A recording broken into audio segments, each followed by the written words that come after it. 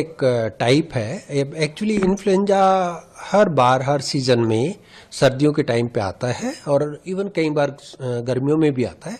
ये अपनी सीरोटाइप्स बदलता रहता है। H9N2 इस टाइम पे चाइना में रिपोर्ट काफ़ी किया जा रहा है, मीडिया में भी काफ़ी हाईलाइटेड है और ये यूजुअली ज़्यादा बच्चों में वहाँ पर देखा गया है।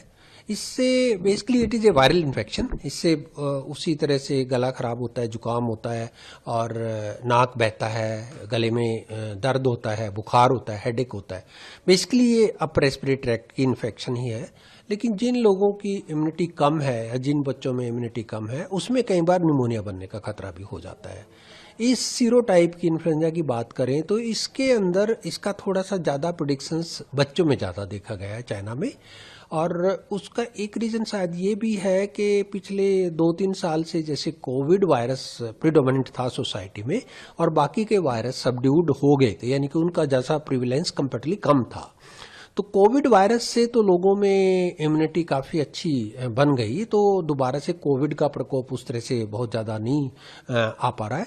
लेकिन इन्फ्लुएंजा स्पेशली जो विर्जिन टाइप बच्चे हैं, यानी कि जो पिछले 5-6 साल के अंदर पैदा हुए और वो लॉकडाउन में रहे या उन्होंने काफ़ी प्रिकॉशंस लिया, तो उनको वो जो बच्चा है जो उस वायरस के लिए वर्जिन है तो वो वायरस उसमें इम्यूनिटी नहीं बना पाया था, इसलिए शायद चाइना में निमोनिया के केसेस थोड़े से ज़्यादा हो गए हैं।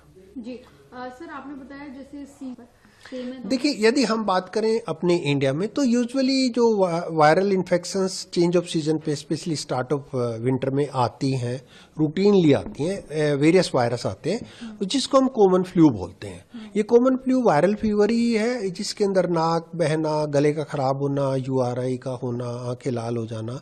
तो ये रूटीन वही वायरस है जो कि आज की डेट में काफ़ी बच्चों में वैसे भी देखने को मिल जाएगा। बट H9 और N2 सीरोटाइप की यदि हम बात करते हैं उसकी रिपोर्टिंग अभी इंडिया में कहीं पे मैंने नहीं पढ़ी, तो चांसेस ये है कि वो सीरोटाइप हमारे यहाँ नहीं है।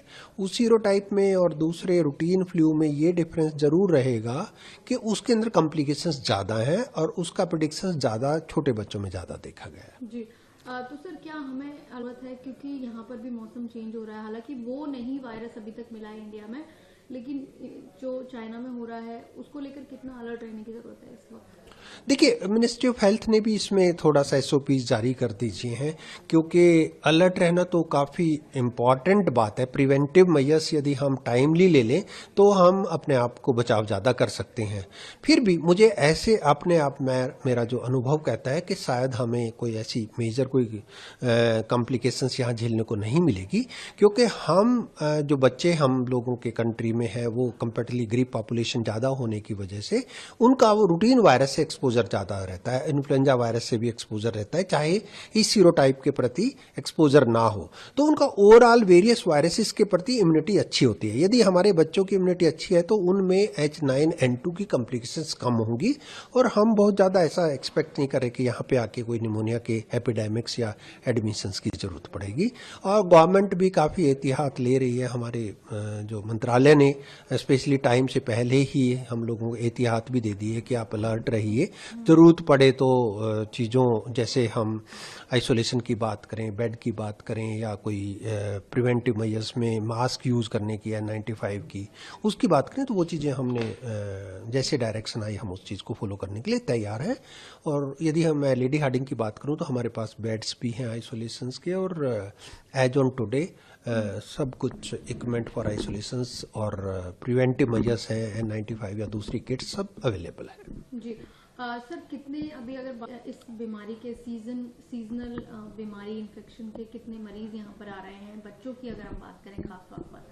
H9N2 हमारे यहाँ अभी कोई भी रिपोर्ट नहीं हुआ। वो सीरोटाइप इस टाइम पे इंडिया में कहीं पे भी अभी तक डॉक्यूमेंट नहीं हुआ। लेकिन रूटीन में यदि वायरस, सीजनल वायरस की बात करते हैं उसमें बहुत सारे वायरस होते हैं, उसमें इन्फ्लुएंजा भी एक आता है और इन्फ्लुएंजा को माइल्डर वर्सन है, वो सोसाइटी में एंडेमिक कई बार मिलता है।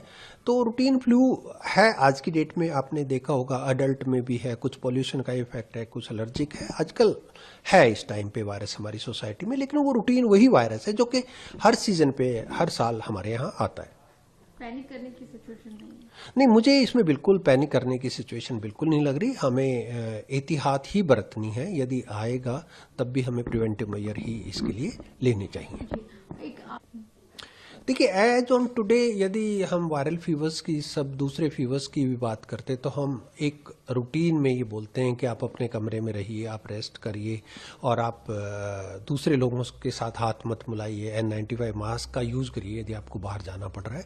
तो वो जिसको इन्फेक्शन है, वो वायरस, विच एवर वायरस, कोई सा भी वायरस है, मैं H9N2 की बात नहीं कर रहा, रूटीन दूसरे वायरस की, तो वो दूसरे आदमी को नहीं जाएगा, तो वो स्प्रेड नहीं करेगा। हम यदि सीवियर वायरस की बात करते हैं, वहाँ पे भी यही मेजर हमें लेने पड़ेंगे। एज ऑन टुडे मैं सोसाइटी में बिल्कुल ऐसा कोई नहीं पास ऑन करना चाहूँगा मैसेज कि वो N95 मास्क पहनना शुरू करें, बच्चों के लिए ये करें वो करें। इस टाइप ऐसी कोई ज़रूरत नहीं लग रही मुझे। जी सर, एक सवाल ये भी है कि इतने नंबर ऑफ, क्योंकि मुझे जो लगता है चाइना में, क्योंकि चाइना की पॉपुलेशन ने लॉकडाउन बेहतर ढंग से उन्होंने एनफोर्स किया था इन कंपैरिजन टू दूसरे कंट्रीज के।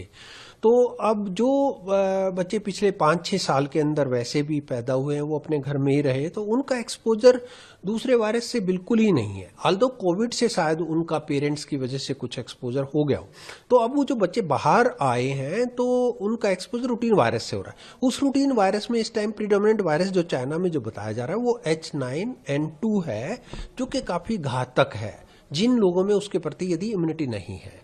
तो मुझे शायद यही एक रीजन लग रहा है कि बच्चों की इम्यूनिटी इस वायरस के प्रति काफी कम है वहां पर, तो इसलिए निमोनिया के केसेस ज्यादा हैं और इसीलिए वहां पर बच्चे एडमिशन ज्यादा हो रहा है। जी